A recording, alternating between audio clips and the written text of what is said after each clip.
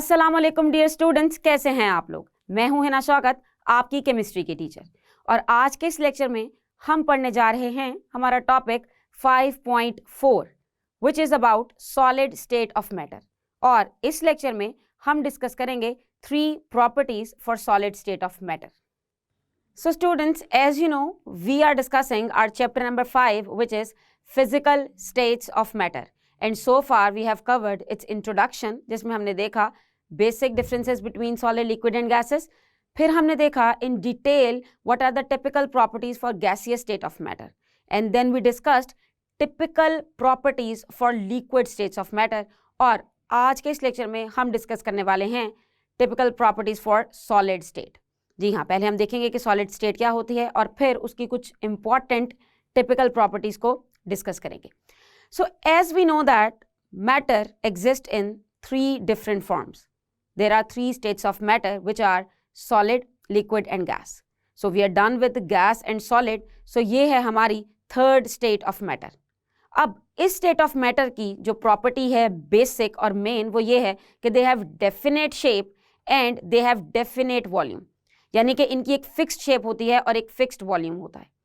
जैसा कि हमने गैसेस और लिक्विड को डिटेल में स्टडी कर लिया है, तो आपके लिए सॉलिड्स को उनसे कंपेयर करना बहुत आसान हो जाएगा। हम जानते हैं कि ना तो गैस की कोई फिक्स्ड शेप होती है और ना ही लिक्विड की कोई फिक्स्ड शेप होती है। लेकिन अगर हम बात करें सॉलिड की, तो सॉलिड की शेप फिक्स्ड होती है जिससे आसानी से चेंज नहीं किया जा सकता। In solid state the molecules they are very close to each other. Very close to each other हम इन्हें कहते हैं कि दे आर क्लोजली पैक्ड, या फिर टाइटली पैक्ड का वर्ड भी यूज किया जाता है। जब पार्टिकल्स बहुत करीब होंगे, so it means that their intermolecular forces they are so strong.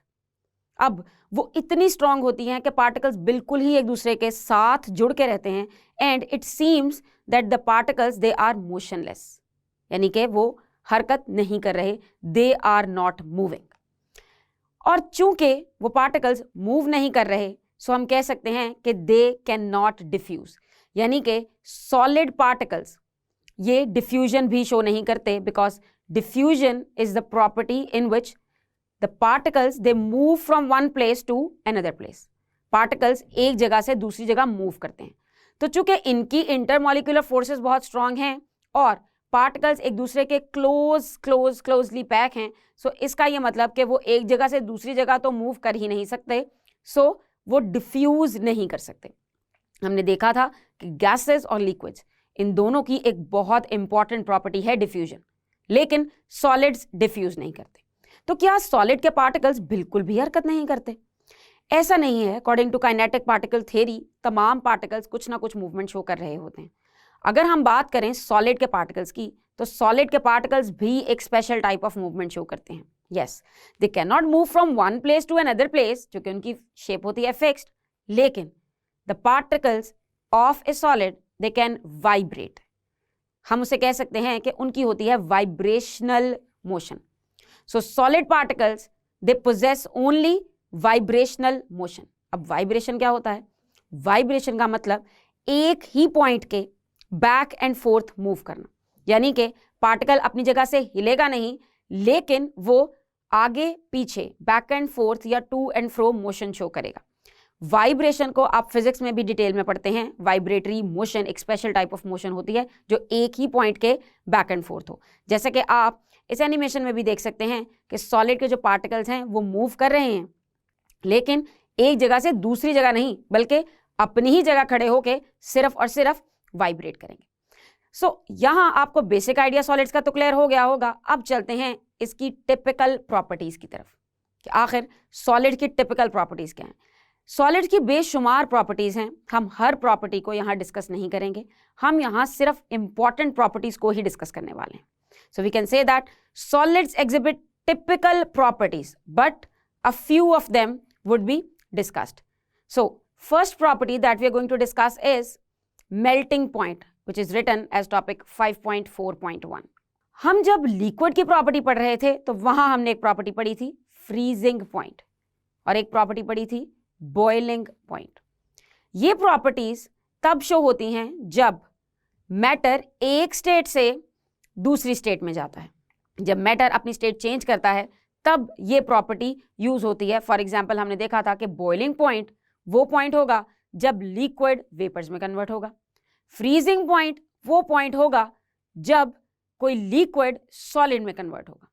तो मेल्टिंग पॉइंट वो पॉइंट है, यानी कि वो टेम्परेचर है जिस पे कोई सॉलिड लिक्विड में कन्वर्ट होता है। यानी कि मेल्टिंग और फ्रीजिंग ये दो ऑपोजिट प्रोसेसेस हैं। सो फ्रीजिंग पॉइंट मतलब लिक्विड का सॉलिड में चेंज हो जाना, और मेल्टिंग पॉइंट मतलब वो टेम्परेचर जिस पे कोई सॉलिड लिक्विड में चेंज हो जाए। लेकिन आखिर ऐसा होता क्यों है? The solid particles they possess only vibrational kinetic energy. So when solids are heated तो होगा क्या? Their vibrational energies they increases. हम जानते हैं कि जब भी हीट किसी चीज को दी जाती है तो पार्टिकल्स की एनर्जी ज्यादा हो जाती है। अगर बात करते हैं हम लिक्विड और गैस की तो उनमें होती है काइनेटिक एनर्जी, तो काइनेटिक एनर्जी बढ़ जाती है। वाइब्रेशनल एनर्जी भी एक तरह की काइनेटिक एनर्जी ही है। सो उससे उनकी स्पीड इंक्रीज हो जाएगी। सो जब पार्टिकल्स वाइब्रेट करेंगे अपनी मीन पोजीशन के इर्द गिर्द तो उनकी स्पीड ज्यादा हो जाएगी जब आप उसे हीट करेंगे। So if the heat is supplied continuously, आप मुसलसल हीट सप्लाई करते रहें तो एक पॉइंट आएगा where the particles will leave their fixed position and they will become mobile. यानी कि पहले वो बिल्कुल पैक्ड फॉर्म में, बिल्कुल अरेंज्ड फॉर्म में प्रेजेंट थे, then you started heating them. Heat से क्या हुआ? उनकी वाइब्रेशनल एनर्जी जो थी, वाइब्रेशनल मोशन जो थी वो इंक्रीज करेगी। अब अगर आप उसे मजीद हीट करते जाएंगे तो यकीनन वो जो वाइब्रेशनल मोशन है वो चेंज हो जाएगी काइनेटिक में, यानी कि वो पार्टिकल्स मूव करने लग जाएंगे from one place to another place. और हम जानते हैं कि जब कोई चीज मूव करने लग जाएगी तो हम उसे मजीद सॉलिड नहीं कह सकते, क्योंकि सॉलिड उन्हीं चीजों के लिए यूज होगा, उसी स्टेट ऑफ मैटर के लिए यूज होगा जिसके पार्टिकल्स एक जगह से दूसरी जगह मूव नहीं करते। और यहां हम बात कर रहे हैं कि हमने इतनी एनर्जी दी है, हमने इतनी हीट एनर्जी प्रोवाइड की है कि वाइब्रेशनल मोशन अब नहीं रही, बल्कि पार्टिकल्स एक जगह से दूसरी जगह मूव करने लग गए हैं। मतलब the solids they become mobile. अब होगा क्या? एट दिस टेम्परेचर, यानी इस हीट पे, इस टेम्परेचर पे द सॉलिड विल मेल्ट, यानी कि सॉलिड मेल्ट कर जाएगा। मेल्टिंग मतलब सॉलिड टर्न करेगा किस में? लिक्विड में। सो अगर हम बात करें डेफिनेशन की तो हम कह सकते हैं the temperature at which solid starts melting and it coexist in dynamic equilibrium with liquid state is called melting point. हमने देखा कि सॉलिड मेल्ट हो रहा है, तो क्या सॉलिड अचानक ही सारे का सारा लिक्विड में चेंज हो जाएगा?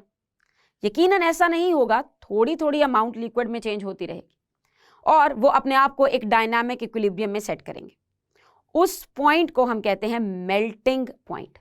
जैसे कि अगर आप आइस की बात करें तो आइस का मेल्टिंग पॉइंट है 0 डिग्री सेल्सियस, यानी कि 0 डिग्री सेल्सियस पे जो आइस है वो मेल्ट होना शुरू हो जाएगी।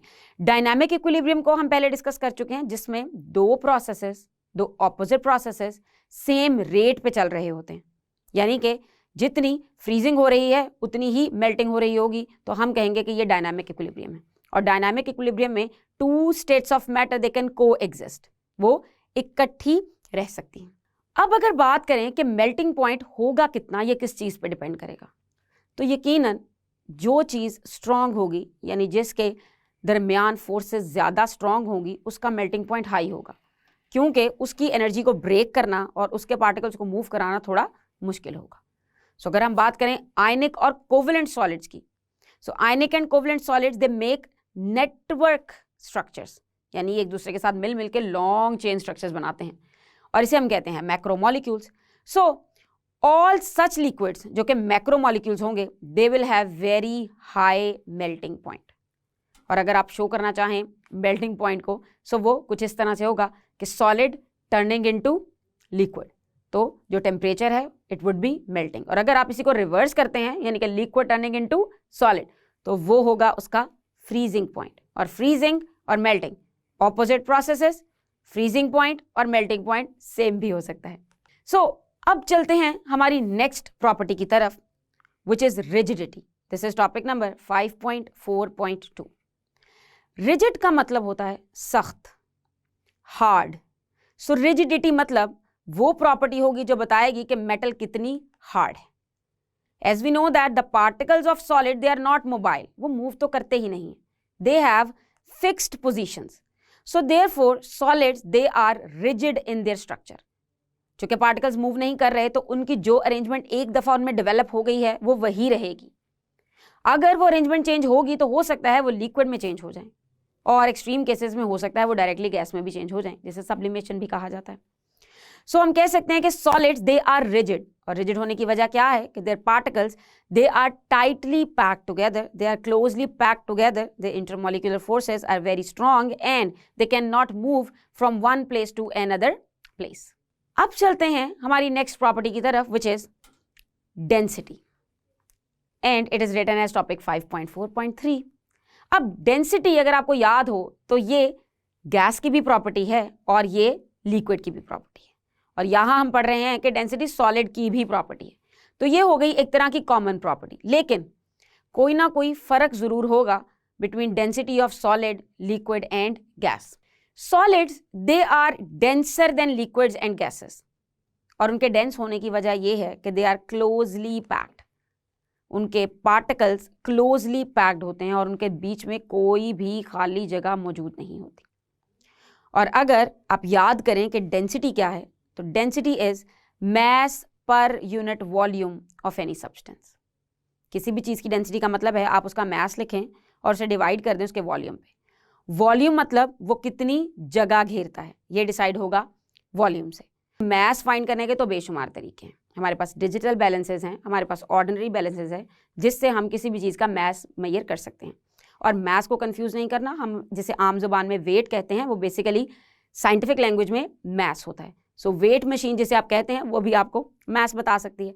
सो अगर आपको किसी सॉलिड का मैस पता हो और उसका वॉल्यूम पता हो, उससे आप उसकी डेंसिटी मालूम कर सकते हैं। लेकिन डेंसिटी डिपेंड करती है कि पार्टिकल्स एक दूसरे के कितना क्लोज हैं। अगर पार्टिकल्स ज़्यादा क्लोज होंगे एक दूसरे के तो इसका मतलब है उसकी डेंसिटी ज़्यादा होगी। अब आप कहेंगे कि इसमें पार्टिकल्स का रिलेशन कैसे बन गया? पार्टिकल्स ज़्यादा क्लोज होने का मतलब है कि सेम वॉल्यूम में ज़्यादा पार्टिकल्स आ जाएंगे। ज़्यादा पार्टिकल्स आने का मतलब उसका मैस ज़्यादा हो जाएगा। अगर मैस ज़्यादा होगा और वॉल्यूम उतना ही रहेगा तो उस चीज़ की डेंसिटी भी ज़्यादा होगी। अगर आप बात करें 1 kg गैस की और अगर आप बात करें 1 kg ऑफ शुगर, तो इन दोनों में there is a huge difference. 1 kg gas पूरे कमरे के वॉल्यूम पे भी हो सकती है, लेकिन 1 kg शुगर चूँकि सॉलिड फॉर्म में है तो उसकी एक फिक्स्ड शेप होगी और वो एक मखसूस ही जगह घेरेगी। अब अगर आप इनकी डेंसिटी फाइंड करने पे आएंगे तो मैस तो दोनों का 1 kg रहेगा, लेकिन वॉल्यूम बढ़ जाएगा। तो वॉल्यूम बढ़ेगा, चूँकि वॉल्यूम डिनोमिनेटर में है तो डिनोमिनेटर की वैल्यू अगर इंक्रीज होगी तो डेंसिटी डिक्रीज हो जाएगी। इसीलिए गैसेस की density as compare to solid होती है बहुत ही कम, almost 1000 times less than the solids होती है गैस की डेंसिटी। अब अगर हम बात करें कि हाईएस्ट डेंसिटी किसकी है अमंग सॉलिड, लिक्विड और गैस, तो आपका आंसर होगा हमेशा सॉलिड। लेकिन लिक्विड्स की डेंसिटी भी सॉलिड की डेंसिटी से ज़्यादा फर्क पे नहीं है। फॉर एग्जाम्पल अगर आप बात करते हैं गोल्ड की डेंसिटी की तो वो है 19.3, अगर आप बात करें एल्यूमिनियम की डेंसिटी की तो वो है 2.7, और डेंसिटी के लिए यूनिट यूज़ होता है ग्राम पर सेंटीमीटर क्यूब। अगर आप बात कर रहे हैं सॉलिड और लिक्विड की डेंसिटी की, तो अगर आप लेंगे डेंसिटी फॉर एयर तो उसको हम मेजर करते हैं ग्राम पर dm क्यूब में। चूँकि एयर की डेंसिटी बहुत कम होती है तो उसके लिए छोटा यूनिट इस्तेमाल किया जाता है, और सॉलिड और लिक्विड की डेंसिटी तकरीबन एक दूसरे के क्लोज होती है, तो इसके लिए हम सेम ही यूनिट यूज़ कर सकते हैं which is gram per centimetre cube. अब अगर बात की जाए आयरन की तो आयरन की डेंसिटी है 7.86 ग्राम पर सेंटीमीटर क्यूब, और अगर आप लिक्विड फॉर्म में वाटर की बात करें तो वाटर की डेंसिटी होती है 1 ग्राम पर सेंटीमीटर क्यूब। और अगर एयर की बात करें और इसको कंपैरिजन के लिए यूज़ करें in the units gram per centimetre cube, सो उसकी डेंसिटी आएगी 0.001 gram per centimetre cube. So इन वैल्यूज से ही आप अंदाज़ा लगा सकते हैं कि सॉलिड, लिक्विड और गैस की डेंसिटी में कितना ज्यादा फर्क है। अब सॉलिड्स में भी जिन सॉलिड्स के पार्टिकल्स क्लोजली पैक्ड होंगे उनकी डेंसिटी ज्यादा होगी as compare to other solids. यानी कि हम कह सकते हैं कि यूजुअली सॉलिड्स की डेंसिटी हाई होती है, मगर सॉलिड टू सॉलिड भी डेंसिटी वेरी कर सकती है। ये तो हुई बात डेंसिटी की, लेकिन यहाँ एक बात नोट करना बहुत ज़रूरी है। जब हम डिस्कस कर रहे थे चीनी की मिसाल, हमने डिस्कस की शुगर की एग्जाम्पल कि उसकी है फिक्स्ड शेप, लेकिन आप कहेंगे कि चीनी की तो फिक्स्ड शेप नहीं होती, चीनी के तो पार्टिकल्स मूव कर सकते हैं, सोचेंगे ना। लेकिन मैं कह रही हूँ कि शुगर तो होती है सॉलिड स्टेट। तो अगर आप गौर करें तो उसका जो सबसे छोटा यूनिट होगा वो सॉलिड स्टेट में ही होगा। उसके एक बड़े क्यूब को आपने कन्वर्ट किया होता है छोटे पार्टिकल्स में। इसका ये मतलब नहीं कि वो लिक्विड है। उस छोटे पार्टिकल जो सबसे छोटा जर्रा है चीनी का, उसके मजीद छोटे particles they can not move freely. और अगर आप इन पार्टिकल्स की भी बात करें तो ये भी फ्रीली मूव नहीं कर सकते। इन्हें मूव करने के लिए आपको कंटेनर को हिलाना ही पड़ेगा। ये खुद ब खुद कभी भी मूव नहीं करेंगे। और शेप यकीनन ये कंटेनर की ले लेंगे, लेकिन सिर्फ इसलिए क्योंकि हमने इसे कन्वर्ट किया हुआ है इन पाउडर फॉर्म, और वॉल्यूम इनका हमेशा फिक्स्ड ही रहेगा। सो कभी भी पाउडर स्टेट को कंफ्यूज नहीं करेंगे in liquid. Sometimes powder can flow, लेकिन जो पाउडर्स होते हैं वो सॉलिड और लिक्विड दोनों की बीच की प्रॉपर्टीज को भी समटाइम्स फॉलो कर रहे होते हैं। सो हमने डिस्कस कर ली हैं सारी properties related to solid state of matter, और ये 3 मेजर प्रॉपर्टीज थी जिनका आपको इल्म होना चाहिए। And when you are going to learn about these properties, आप याद करेंगे इनकी डेफिनेशंस और फिर यू विल एक्सप्लेन देम।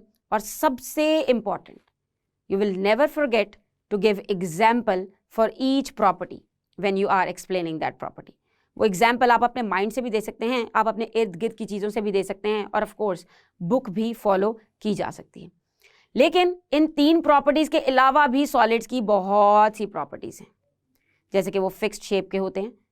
जैसे कि अगर पूछा जाए कि सॉलिड्स डिफ्यूज़ करते हैं या नहीं, तो आपको पता होना चाहिए कि वो डिफ्यूज़ नहीं करते हैं। सो इस तरह की छोटी छोटी चीज़ें, सॉलिड्स में इंटरमोलेकुलर फोर्सेस किस तरह से होती हैं। सो ऐसी छोटी छोटी चीज़ें जो हम इस पूरे चैप्टर में डिस्कस करते आए हैं, उनको भी आप हमेशा याद रखेंगे। You will never stick yourself to only these 3 properties. So students, आज के इस लेक्चर में हमने डिस्कस की हैं कुछ typical properties for solid state of matter, और साथ ही साथ हमने डिटेल में डिस्कस किया है कि what is solid state of matter. Solid state of matter की बहुत सी प्रॉपर्टीज हैं, लेकिन हमें ये याद रखना है कि ये 3 बेसिक प्रॉपर्टीज हैं जिनके बारे में हमें पता होना चाहिए, और ये प्रॉपर्टीज थी melting point, rigidity and density. हम अपने आने वाले लेक्चर्स में टाइप्स ऑफ सॉलिड्स को डिटेल में डिस्कस करेंगे। तब तक के लिए अल्लाह हाफिज।